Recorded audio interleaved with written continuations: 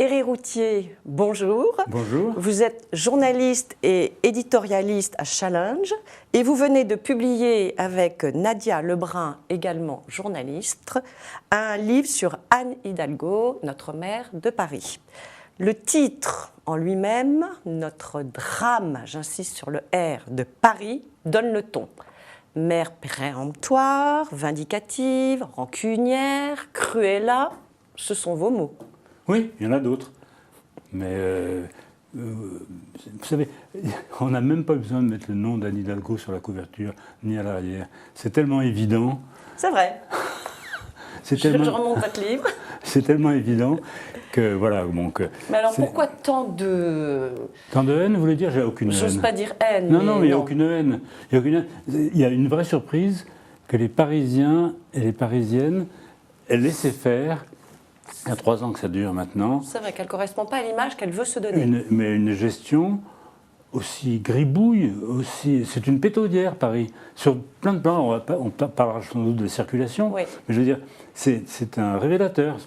Alors justement... C'est une pétaudière dans tous les domaines, et les Parisiens, on est étonné qu'il n'y ait pas eu de livre avant nous. Je veux dire, c'est incroyable. C'est vrai, c'est le premier livre.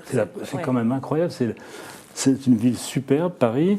C'est une ville où les tours opérateurs japonais nettoient eux-mêmes la place du Trocadéro. Oui. Alors, on va commencer par parler de la circulation. Donc, les Franciliens et les Parisiens rentrent de vacances et se voient confrontés au cauchemar de la circulation. Ce qui est intéressant dans votre livre, c'est que vous nous dites qu'en fait, c'est pas tant la lutte contre la pollution qu'elle met en avant, mais qu'en fait, elle cherche, enfin, selon vous, pour reprendre le mot de Pompidou, à emmerder nos compatriotes. Mais pourquoi ? Intéressant, c'est une bonne question. C'est un mystère. Son univers mental, à mon avis, elle déteste les hommes de plus de 50 ans, qui ont un peu d'argent. Elle vit dans un univers de bobos. D'ailleurs, beaucoup de gens pensent comme elle. Je veux dire qu'il y a quand même beaucoup de gens qui... Et puis, il faut savoir qu'à Paris, les automobilistes sont très minoritaires, puisque la moitié... Un quart des électeurs, vous dites, c'est pas grand-chose. La moitié des Parisiens n'ont pas de voiture, et l'autre moitié ne s'en sert que le dimanche. Voilà. Donc, mais moi, c'est pas sur ce plan qu'on la critique.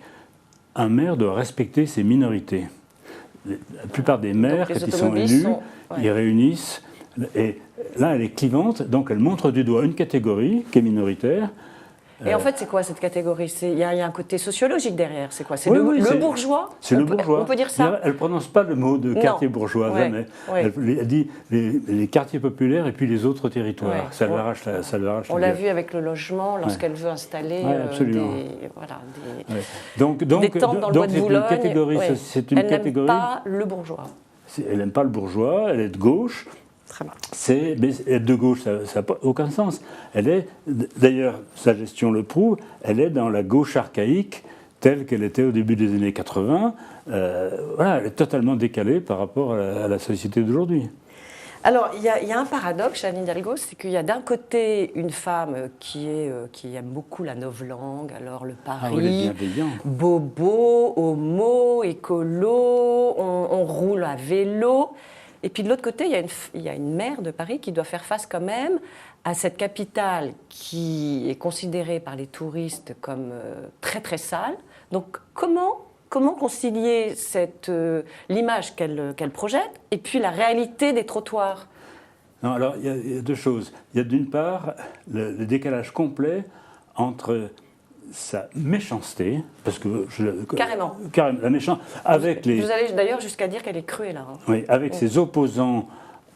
Donc elle bien entendu, nous disqualifie. Nadia et moi sommes de droite, sommes racistes. Elle dit n'importe quoi. Une forme de méchanceté. Elle ne répond pas aux questions et une langue. Elle se dit d'avoir une langue monocorde, elle ennuie tout le monde. Vous le dites souvent, au Conseil de Paris, c'est écrit par d'autres, c'est annonné. Quand il y a eu quand Macron a été élu le jour de l'investiture, elle a parlé, je crois, 17 minutes, lui il a parlé 9 minutes. Je veux dire, il y a un côté, elle est bavarde, elle délaye, c'est un robinet d'eau tiède. Et en même temps, avec une langue, je ne sais pas si on peut en parler, mais je veux dire, l'économie, il y a l'économie... Oui, alors répétez, il y a l'économie participative. Alors l'économie, son économie, elle est participative, et les méchants, c'est l'économie qui est l'économie prédatrice, voilà, c'est ça. Oui. Paris. Oui, il y a les blancs, les noirs, enfin, oui. C'est ou blanc ou noir avec elle. Oui, c'est absolument... Mais le dialogue est toujours constructif, toute conférence est citoyenne, tout ce qu'elle organise, c'est éco-responsable. C'est ridicule, on est dans le ridicule. Alors Paris est une ville qui est une ville ouverte, inclusive, je ne sais plus, durable, innovante et bienveillante. Alors, moi je dis qu'elle est bienveillante avec les rats. Non, mais c'est... Très bien. Non, mais c'est n'importe quoi. Donc, ce décalage est incroyable entre le côté gna gna gna gna gna et la dureté de sa politique. Alors, dans votre livre, Anne Hidalgo, donc, pour votre livre, Anne Hidalgo a refusé de vous recevoir. En revanche, Bertrand Delanoë, donc, qui est son mentor et à qui elle doit tout, lui, a accepté. D'ailleurs, il y a certains non-dits qui sont intéressants dans ses réponses. Quelles sont leurs relations aujourd'hui entre Anne Hidalgo et Bertrand Delanoë? Il a été chassé de la mairie, son bureau a été fermé, il n'a plus de... Il n'a plus. Et vous dites qu'elle ne le prend plus au téléphone. Voilà. Et lui, vous nous restituez ses réponses. Lui, il a soutenu Macron. Mais si on peut avoir les dessous un petit peu quand vous l'avez rencontré, il était comment à son égard? On le dit dans le livre, il faut l'interpréter en creux. Oui. Il ne dit pas de mal, mais il ne dit pas de bien. Il ne dit pas de bien. Donc ça, il dit ma responsabilité s'arrête à 2014. En revanche, il est assez clair sur le fait, il conteste le fait qu'Anne Hidalgo dise qu'elle prolonge sa politique, notamment en matière de circulation. Il dit, moi, j'ai fermé les voies sur berge rive gauche parce que il y avait un immense bas-port, qu'il n'y avait pas de commerce, que ceci, que cela. Mais la rive droite, j'avais mis des feux pour fluidifier le trafic, pour le diminuer. Mais il ne serait pas allé jusque-là. Il dit même pas ça. Il dit ma responsabilité s'arrête, je n'avais pas pris cette décision, je ne sais pas si je l'aurais prise. Et quand on lui demande, mais est-ce que vous auriez bloqué Paris sans en référer au maire de banlieue, il répond, je ne réponds pas à cette question. Oui, il y a des non-dits, il y a des silences, effectivement. Alors évidemment, Anne Hidalgo vise sa réélection en 2020, mais en fait c'est pour mieux se présenter en 2022, puisqu'elle vise visiblement la présidentielle. Elle le dit. Voilà, bon. Elle le dit. Alors évidemment, face à elle, elle va retrouver Emmanuel Macron, qui n'a pas l'intention de se laisser faire. Oui, et alors moi je pense que la bataille peut... Alors on dit que Benjamin Griveaux vise le poste et tout ça. Moi je pense... Enfin, nous pensons, avec Nadia Lebrun, que les choses pourraient se passer différemment, parce que cette politique folle d'emmerder 10 millions de personnes sur la base de 2 millions d'électeurs, les Parisiens, mais c'est comme ça, n'a aucun sens politique. Il n'y a pas de maire à Manhattan, il y a un maire à New York, il y a un maire du Grand Londres.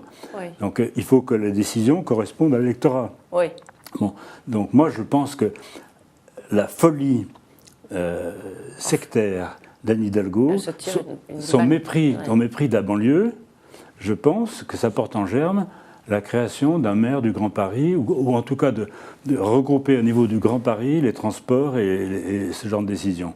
Mais il faut voir que Anne Hidalgo a des pouvoirs que François Hollande lui a donné encore. La dernière loi votée, c'est pour accroître ses pouvoirs par rapport au préfet. C'est vrai que vous relevez ça elle avait une très très bonne relation avec... Enfin, il la craignait, non, visiblement? Oui, il la craignait. Il a fait sa carrière du début à la fin, en tant que premier secrétaire, en tant que président de la République, pour des raisons que l'on ignore. Oui. Et ils continuent à avoir de bonnes relations entre eux? Je pense, oui. Parce que, à vous lire... Enfin, des bonnes relations, je ne sais pas, mais en tout cas, il la craint. Il la craint, oui. Voilà. Parce qu'à vous lire, elle se met à dos quand même ses amis, elle se met à dos beaucoup de gens. Elle s'est mise à dos Martine Aubry. Ah, mais surtout les femmes. Ouh là là. Oui, voilà. Pécresse n'est pas du même côté politique, mais de son bord. Ségolène Royal, c'est une haine absolue. Absolument, oui. Parce que l'une est dans l'écologie constructive, l'autre est dans l'écologie punitive. Ouais. Donc voilà. Mais Myriam El Khomri et les autres, on a donc elle va se retrouver seule à un moment, non? Oui, mais elle ose tout. Ouais. Alors, ce qui est très intéressant, c'est que dans votre livre, en fait, on a l'impression que les gens qui travaillent avec elle sont un peu terrorisés. Non, oui. Ils la craignent. Quand vous rencontrez le DIRCOM de la mairie de Paris et qui vous dit « mais vous vous rendez compte, à qui vous rendez compte ?» on a l'impression qu'il la craint quand même. Non, il la craint pas. Il a une sorte de dévotion. Il faut voir que la mairie de Paris. La mairie de Paris n'est pas c'est pas une ville. Paris, c'est une agence de communication. Oui. Combien de personnes pour la communication? Écoutez, 150, on n'en sait rien. Il y a la communication de la maire, une centaine, mais la communication de la ville, c'est plutôt. Il y a eu un audit, ils n'ont pas trouvé combien il y a de personnes, tellement c'est mal géré, tellement c'est... Sans parler de l'absentéisme, ça c'est encore autre chose. 15%, mais l'audit qui a été fait n'a pas été capable de trouver le nombre de communicants. C'est une machine à... Cette mairie écolo est une machine à imprimer des papiers inutiles. Oui. C'est hallucinant, c'est vraiment...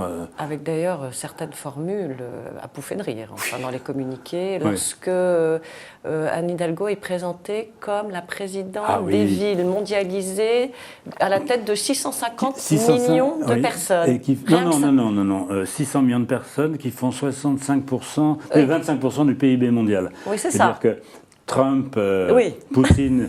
Et Li Jinping, donc, ils peuvent s'écraser. Je veux dire, c'est pas elle qui l'a écrit, mais je veux dire, à cet égard, elle a des flagorneurs autour d'elle qui sont bêtes. Je veux dire, c'est Lino Ventura dans Les Tontons Flingueurs. C'est-à-dire, les cons, ils osent tout, c'est à ça qu'on les reconnaît. Ça, je vous laisse. Non, mais je le dis. Oui, vous le dites. C'est pas elle, c'est un communiqué. De la ville de Paris. Oui, vous le notez. Voilà.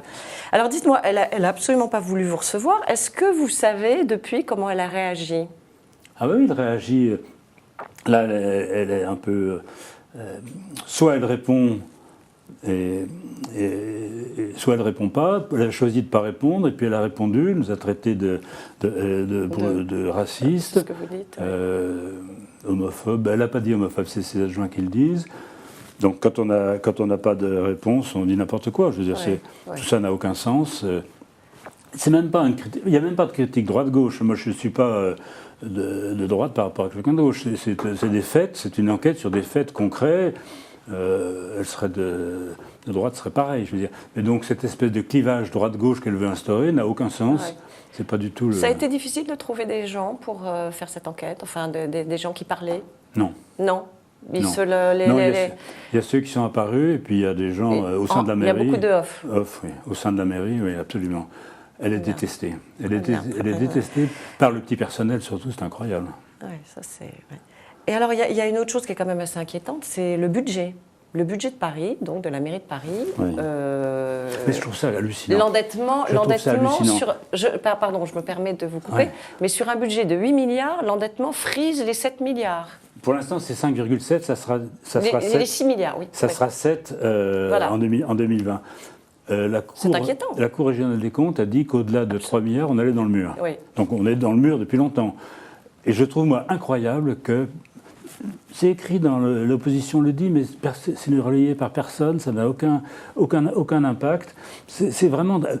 Elle dépense 400 millions de plus qu'elle ne gagne chaque année, et surtout, il y a un truc absolument scandaleux, c'est qu'elle a bouché, avec l'accord de Hollande d'ailleurs, ce qui est encore plus scandaleux, elle bouche les trous chaque année, en pompant la trésorerie des HLM sur les 50 prochaines années. Ah oui, c'est ce que... Oui, ça c'est... Oui, non, mais c'est hallucinant.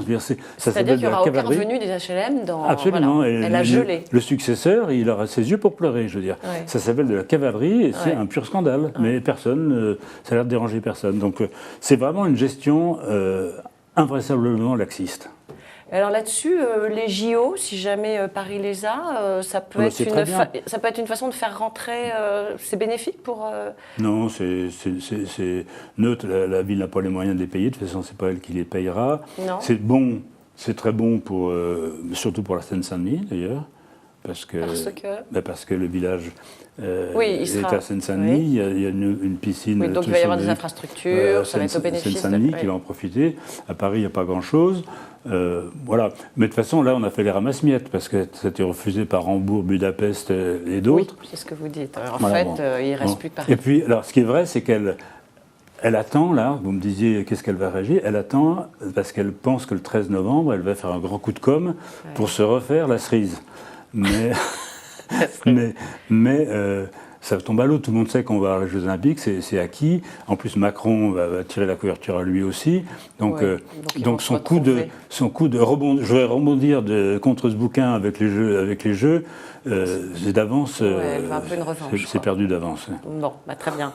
Écoutez, merci beaucoup, Éric Routhier, et évidemment, on vous conseille de lire ce livre où on apprend beaucoup de choses. Merci. Au revoir. Merci.